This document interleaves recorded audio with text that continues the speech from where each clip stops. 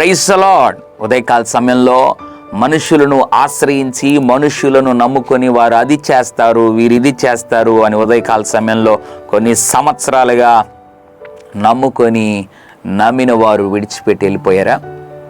ఉదయకాల సమయంలో నీ జీవితంలో ఎవరిని నువ్వు ఆశ్రయిస్తే నీకు మేలు అని దేవుడు ఉదయకాల సమయంలో ఒక చిన్న మాటని జ్ఞాపకం చేయాలని ఆశపడుతున్నాడు. కీర్తనల గ్రంథం 34వ అధ్యాయం 8వ వచనం, ఆయనను ఆశ్రయించు నరుడు ధన్యుడో.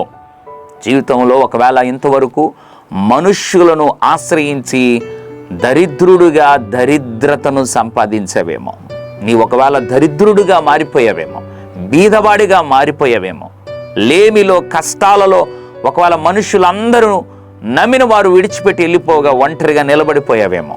ఉదయకాల సమయంలో ప్రభు అంటున్నాడు, నువ్వు చేసింది పొరపాటే బిడ్డ, కాబట్టి ఇంకనైనా ఆ పొరపాటు చేయకుండా నన్ను కూడా కాదు నన్ను మాత్రమే నీవు ఆశ్రయిస్తే ఒక ధన్యకరమైన జీవితం నీ కుటుంబం, నీ బిడ్డలు, నీ భర్త, నీ వ్యాపారం, నీ పరిచర్య అనుభవించగలదు అని ప్రభు మాట్లాడుతుండగా ఉదయకాల సమయంలో ఇంకనైనా ప్రభువా నన్ను క్షమించు, నేను ఇక మీదట నిన్ను మాత్రమే ఆశ్రయిస్తాను, నాకు నువ్వుంటే చాలు, ఇటువంటి ధన్యకరమైన జీవితం నాకు ఇవ్వండి ప్రభువా అని నీవు అడగగలిగితే తప్పకుండా ఇటువంటి ధన్యకరమైన జీవితాన్ని ప్రభు నీకు ప్రసాదించి నీ జీవితంలో గొప్ప మేలు చేస్తారు. పరిశుద్ధుడ ప్రేమ తండ్రి నీకు వందనాలు.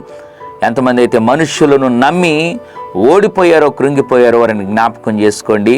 వారి జీవితంలో ముందుకు ఎప్పుడు అటువంటి పొరపాటు చేయక నిన్ను ఆశ్రయించి ధన్యులుగా ప్రభువా మార్చబడేవారుగా చేయమని యేసు నామములో ప్రార్థిస్తున్నాం తండ్రి.